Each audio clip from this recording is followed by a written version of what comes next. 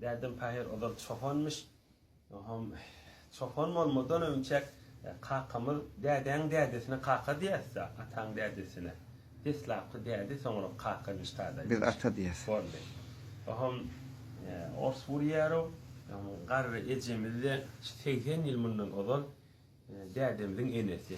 O da bir yana gelin mutşya akkala tarafa üçte obasına. Bismillah. Hem derdemiz yetimce ol qaliyat. Ayarlığını da yok, erkek doğunu da yok.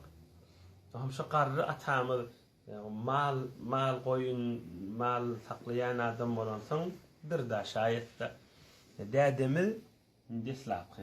Ata diyet mi?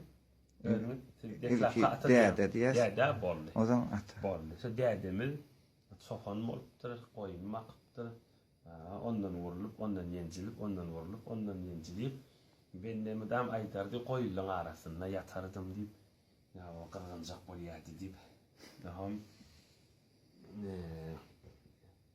şu yağdaydı ululyaro 30 yaşa yetmeyken Nur Moğollu diye ağalamızın biri ten alan çuvallayıptır ona te 30 yaşa oluydan te 85 yaşa çeliği dağı alançı 60 yılı oluy alan çekti.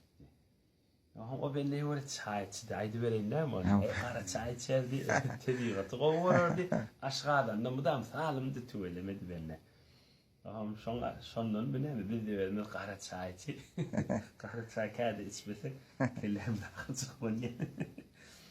Hatta qara çayda iki çengde kan beter yokum yok da qowuryan dostluğum ben içinde beter qowuryan.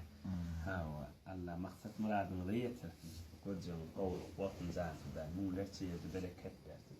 Ben sudan başında füyücü orta yaksanlar. Murat buladır.